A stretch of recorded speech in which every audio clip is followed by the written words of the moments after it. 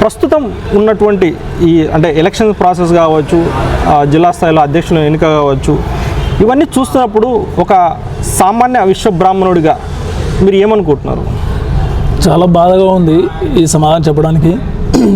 మనకు సమాజంలో ప్రతి ఒక్క కేటగిరీస్ కులాల వారిగా అన్ని సంఘాలు ముందంజలో ఉన్నాయి. మన వాళ్ళ కూడా చాలా మటుకు వెనకంజలో ఉన్నారనేది వాస్తవం. ఇప్పుడిప్పుడే అడుగులు వేయడం జరుగుతుంది ప్రతి ఒక్కరి ఆలోచనలో. ఎందుకంటే ఇప్పుడు మనం చేస్తున్నటువంటి ప్రక్రియలో ఎవరైతే వాళ్ళు మనకు నిజాయితీగా వెళ్ళాలనుకుంటున్నారో వారిని మనం గెలిపించుకునే విధంగా ఉంటే మన సమస్యలకు ఒక పరిష్కారం దొరుకుతుందని ఆలోచిస్తున్నాము. ఇంతకుముందు జరిగినటువంటి విషయాల్లో గతంలో ఏం జరిగాయో ఎలా జరిగాయో మా యువతకు ఏమీ తెలియదు.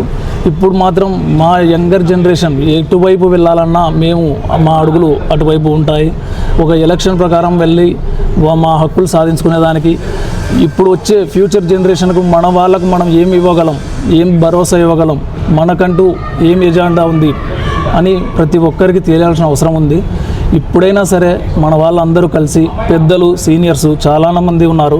వారు తీసుకునే నిర్ణయాలు అందరూ మెజారిటీ ఆఫ్ ఆమోదయోగ్యం తెలిపే విధంగా ఎన్నుకోబడితే చాలా మటుకు మనకు పరిష్కారం లభించినట్లే.